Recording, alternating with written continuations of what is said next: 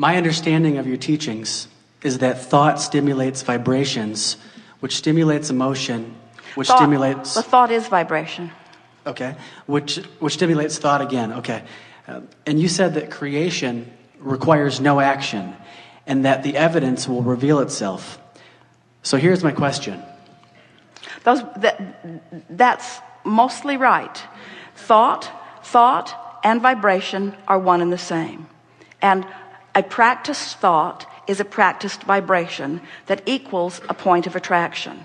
And if you keep it up for a little while, then it becomes the reality. But the vibration is where you're wanting to put the emphasis, and we are too. Mm-hmm. Mm-hmm. So most people would like enough monthly passive income to pay for their survival expenses in our modern day world so they can be free to express their creativity and fulfill their deepest desires unhindered by the motives of others. And money doesn't grow on trees. It only comes from other people. And the only way to get money from other people is to either steal it or to create value which people will pay for. So, if people just sit on the couch thinking about what they desire, the money, and asking for the money, and giving off the vibrations, and feeling the emotion of receiving that money, that which they ask for, but they take no action to create any value which people will pay for, then how is their income and money just going to come to them if they take no action? Well, the flawed premises that you just spewed are abundant there. And first, here's the biggest assumption that you are making, that as we resolve it, it will be easier to hear everything else. The first really major flawed premise in what you spoke here is that value only comes from action. And it's interesting that we found you in this crowd right on the heels of this soliloquy that we were just offering here, because everything that we just were spewing for the last several minutes was about the value, the enormous value of hooking up with the energy that creates worlds. What is economy anyway?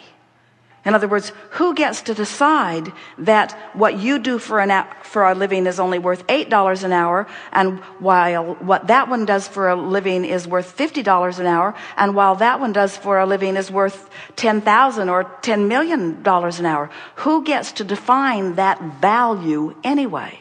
It's not very well defined, is it?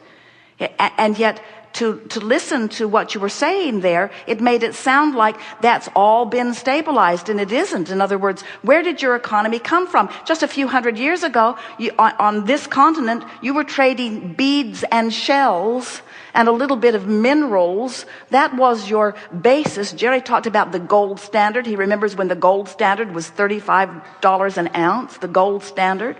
And everything was supposed to be sort of measured against that gold standard. There are no standards like that remain consistently. Who gets to define value? You're going to come round to understanding that the only true value that you can ever reap the reward from or experience the benefit of is the value of alignment with this energy that creates worlds. What kind of monetary value do you put on that? Do you ever hear anyone say, well, I've been so well for so many years, and there are so many people out there who are sick, and I've been using up all the wellness value for so long that I've decided that I'm going to be sick for a while to allow more sick people to be well, because I've been getting more of than my fair share of wellness. You never say that, because that value, you don't see it as a pile of something that can be divvied out. You accept that as a vibrational relationship in some way. You haven't really defined it. Humans say, well, that one's just unlucky in sickness and that one's just lucky in wellness. But it's not like that at all. There is a vibrational abundance that is being realized by some and denied by others, but they are all doing it to themselves, you see. There's not a big pile of resources that you're divvying up. Somebody didn't set the monetary fiscal standard for the universe, and there it all is out there, and now you have to steal it or trade it, That is so old news. This is a vibrational reality that you are moving into, and it is thought and alignment. Who do you think was paid for this earth that is now congealed and spinning in its orbit? Who was paid for that? Who scraped that value together, and who was paid for it, and who tends for it in its orbit? In other words, there are so many things that you can't begin to explain through a platform like the one that you just presented to us here. And that platform is not serving anyone at all, you see. So now,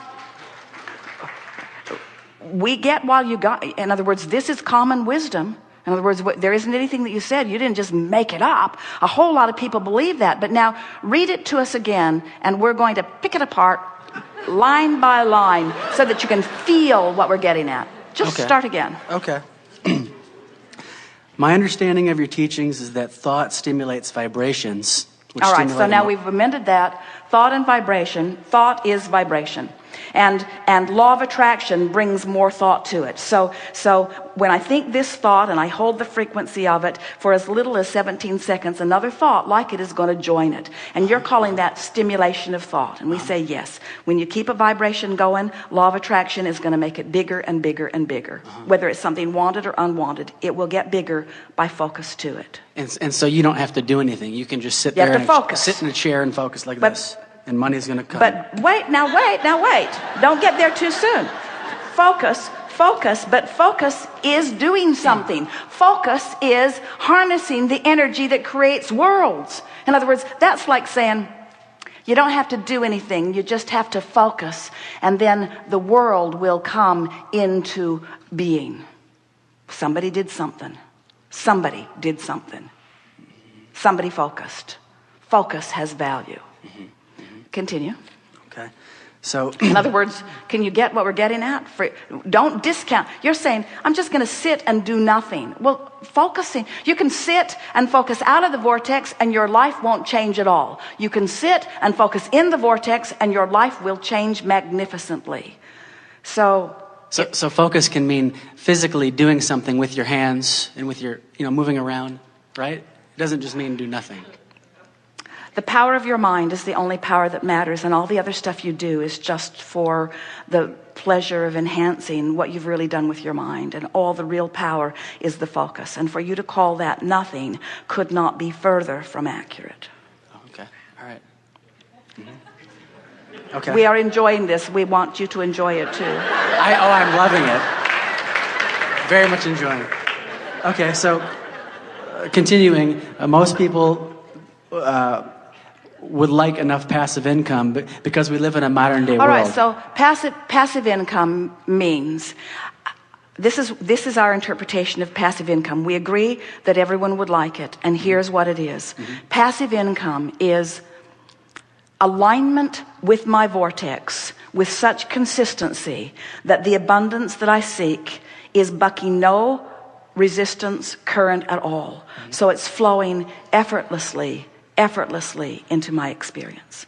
So let's stick the word effort in here, because Esther just noticed it on the Orlando Twice Monthly that she was editing yesterday, and she was so thrilled about it that she put it up on the blog, that effort is only ever applied outside the vortex. In other words, effort is always trying to push against something. Effort is only required when there is resistance. When there is no resistance, no effort is required. So let's put the word effort in here. So when you say passive income, meaning I want income that flows without constant renewed effort.